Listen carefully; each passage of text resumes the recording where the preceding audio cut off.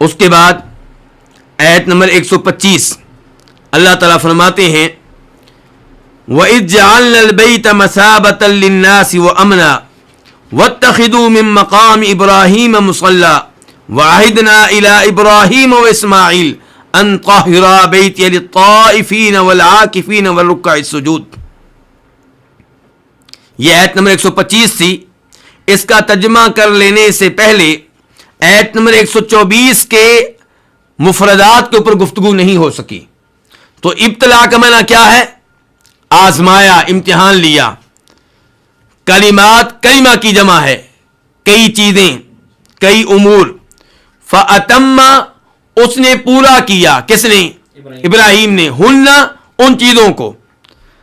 جاعل بنانے والا ہوں. کون کہہ رہے ہیں؟ اللہ تعالیٰ. امام کس کو کہتے ہیں؟ پیشوا کو، جس کی پیروی کی جائے، جس کی اقتداء کی جائے، جس کے نقش قدم پہ چلا جائے. ذریہ کس کو کہتے ہیں؟ اولاد کو. اور ابراہیم علیہ السلام نے کیا کہا؟ وَمِن ذُرِّيَّتِي، میری اولاد میں سے بھی کچھ کو. کیونکہ ابراہیم علیہ السلام کو بھی معلوم تھا کہ یہ ممکن نہیں ہے کہ میری اولاد کا ہر فرد امام بن جائے. کوئی امام ہوگا، کوئی معموم ہوگا، کوئی پیشوا ہوگا، اور کئی ایسے ہوں گے جو اس کی پیروی کرنے والے ہوں گے. لا ینالو، نہیں حاصل ہوگا. عہدی، میرا عہد. اس سے مراد کا امامت کا عہد. الظالمین، ظالم کی جمع ہے. ان لوگوں کو جو ظالم ہوں گے. اور یہاں ظلم سے مراد کون سا ظلم ہے؟ ظلم اکبر، کفر مراد ہے. تو اس کے بعد آیت نمبر 125 وَإِذْ جَعَلْنَا الْبَيْتَ مَثَابَةً لِلنَّاسِ وَأَمْنًا، اور اس وقت کو یاد کرو جب ہم نے بنایا البیت، کعبہ کو. البیت سے مراد عام گھر نہیں ہے، اللہ کا خاص گھر.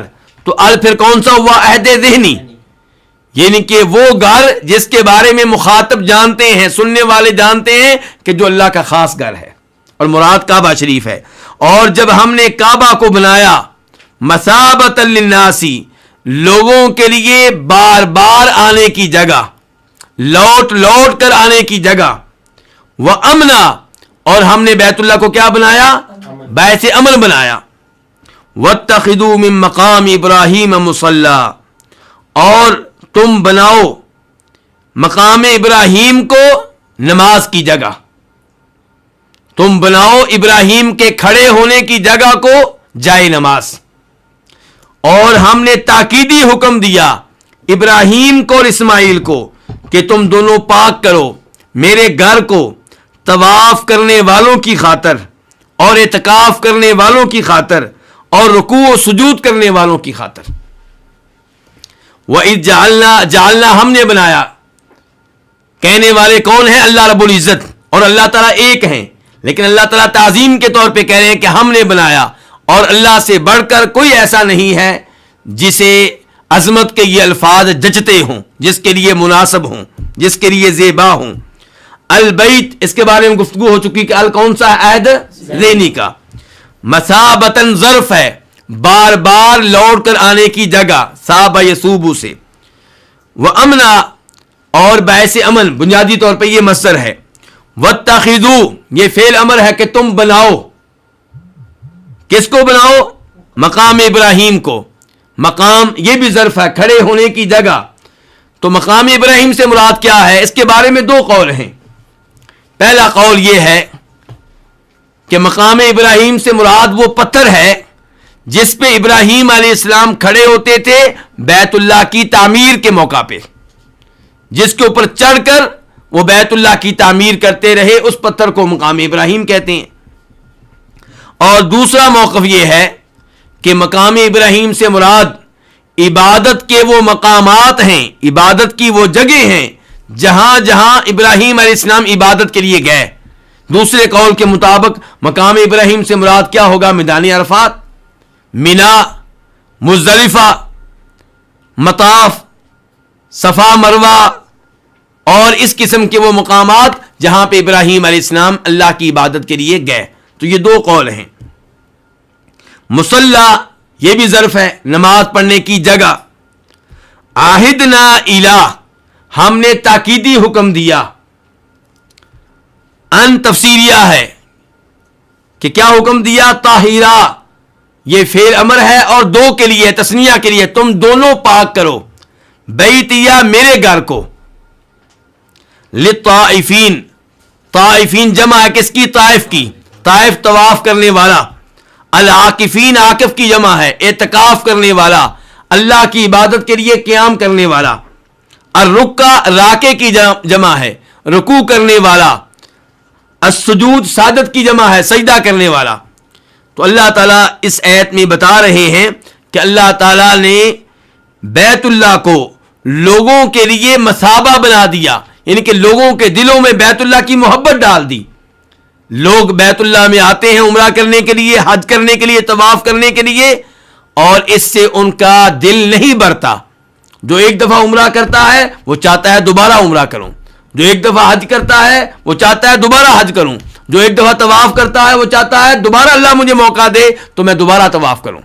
تو بیت اللہ کیا ہے؟ مثابۃ للناس، لوگوں کے لیے بار بار آنے کی جگہ، لوگ لوٹ لوٹ کر پھر آتے ہیں۔ وَأَمْنًا، اور دوسرے نمبر پہ اللہ تعالیٰ نے بیت اللہ کو کیا بنایا؟ امن والا۔ سورہ آل عمران میں اللہ کیا فرماتے ہیں؟ وَمَنْ دَخَلَهُ كَانَ آمِنًا، جو بیت اللہ میں داخل ہو جائے وہ امن والا ہو جاتا ہے۔ اور دنیا نے دیکھا کہ اللہ تعالیٰ نے واقعی اس شہر کو امن والا شہر بنایا۔ دائیں بائیں لوگ اچک لیے جاتے تھے، ان پہ حملے ہوتے تھے، لیکن بیت اللہ میں صورتحال یہ تھی، مکہ میں صورتحال یہ تھی کہ یہاں پہ اگر کسی کے باپ کا قاتل بھی کسی کو دکھائی دیتا تو اسے کچھ نہ کہتا، اور سوچتا کہ جب یہ مجھے باہر ملے گا تب میں اس سے بدلہ لوں گا، تب میں اس کو قتل کروں گا۔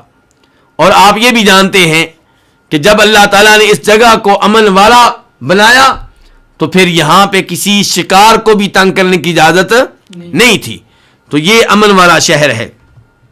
وَاتَّخِذُوا مِن مَّقَامِ إِبْرَاهِيمَ مُصَلًّى، اب اللہ تعالیٰ کہہ رہے ہیں، اللہ تعالیٰ حکم دے رہے ہیں کہ مقام ابراہیم کو جائے نماز بنا لو۔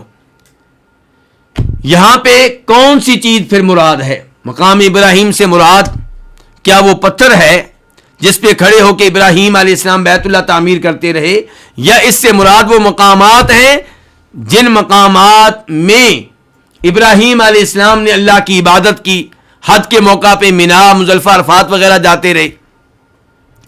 تو اس بارے میں دو حدیثیں آپ کے سامنے رکھنا چاہوں گا۔ پہلی حدیث وہ جسے امام بخاری رحمہ اللہ روایت کرتے ہیں کہ جناب عمر فاروق نبی علیہ الصلوۃ والسلام سے کہتے ہیں کہ اے اللہ کے رسول، آپ مقام ابراہیم کو نماز پڑھنے کی جگہ بنا لیں۔ تو اس کے بعد یہ آیت نازل ہوئی وَاتَّخِذُوا مِن مَّقَامِ إِبْرَاهِيمَ مُصَلًّى۔ آپ جانتے ہیں کہ جناب عمر فاروق نے کئی دفعہ نبی علیہ الصلوۃ والسلام کو مشورے دیے، اور ان کے مشورے کی تائید میں اللہ رب العزت نے آسمانوں سے وحی نازل کی۔ ان امور میں سے ایک امر یہ ہے کہ جناب عمر فاروق مشورہ دے رہے ہیں، اپنی رائے پیش کر رہے ہیں کہ اے اللہ کے رسول، آپ مقام ابراہیم کو مصلی بنا لیں، نماز پڑھنے کی جگہ بنا لیں۔ تو اللہ تعالیٰ نے جناب عمر فاروق کی رائے کے مطابق یہ آیت نازل فرمائی۔ دوسرے نمبر پہ امام مسلم روایت کرتے ہیں اس حدیث میں جسے حدیث جابر کہتے ہیں، حج کے بارے میں جناب جابر کی روایت کردہ طویل حدیث، اس میں آتا ہے کہ جب نبی علیہ الصلوۃ والسلام حج کے موقع پہ بیت اللہ کے طواف سے فارغ ہوئے تو آپ مقام ابراہیم کی طرف تشریف لائے اور یہ آیت پڑھ رہے تھے وَاتَّخِذُوا مِن مَّقَامِ إِبْرَاهِيمَ مُصَلًّى۔ پھر آپ نے طواف کی 2 رکعتیں ادا کیں اس انداز سے کہ آپ کے سامنے بیت اللہ بھی تھا اور آپ کے سامنے مقام ابراہیم بھی تھا، یعنی کہ وہ پتھر تھا جس پہ کھڑے ہو کے ابراہیم علیہ السلام بیت اللہ تعمیر کرتے رہے۔ تو اس سے پتہ چلا کہ مقام ابراہیم سے مراد وہ پتھر ہے جس پہ کھڑے ہو کے ابراہیم علیہ السلام اللہ کی عبادت کرتے رہے۔ تو اس کے قریب طواف کی 2 رکعتیں ادا کرنا یہ نبی علیہ الصلوۃ والسلام کی سنت ہے اور آپ کا طریقہ ہے، لیکن اس پتھر کو ہاتھ لگانا کہ برکتیں ملیں گی، شفا ملے گی، یہ نبی علیہ الصلوۃ والسلام اور صحابہ کرام رضوان اللہ علیہم اجمعین کا طریقہ کار نہیں ہے۔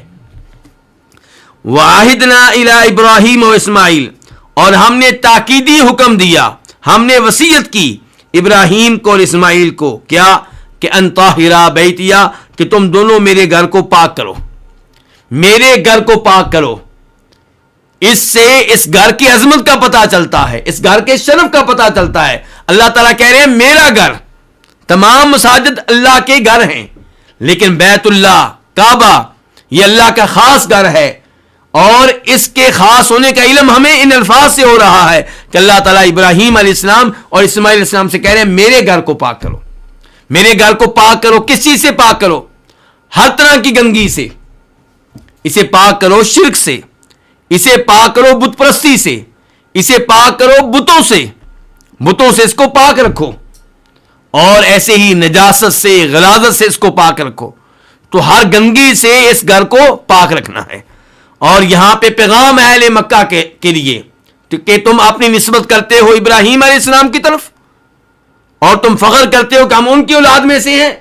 تو ابراہیم علیہ السلام کو یہ حکم ملا تھا کہ اللہ کے گھر کو پاک رکھنا ہے، اور تم نے اللہ کے گھر میں 360 بت رکھے ہوئے ہیں۔ تو ابراہیم علیہ السلام اسماعیل علیہ السلام کو حکم کیا مل رہا کہ میرے گھر کو پاک رکھو۔ کن کی خاطر؟ طواف کرنے والوں کی خاطر، اعتکاف کرنے والوں کی خاطر، اور نمازیں پڑھنے والوں کی خاطر۔ اس سے پتہ چلا کہ یہ 3 عبادات خصوصی طور پہ وہاں پہ کی جائیں گی، طواف کرنا، اعتکاف کرنا اور نمازیں پڑھنا۔ رکوع کرنے والوں کے لیے، سجود کرنے والوں کے لیے اس سے مراد کون ہے؟ نمازیں پڑھنے والے۔ اور اس سے پتہ چلا کہ طواف اس کی خاص فضیلت ہے، اور اللہ کے لیے اعتکاف کرنا اس کی خاص فضیلت ہے، اور نمازیں پڑھنا اس کا بھی ایک خاص مقام ہے۔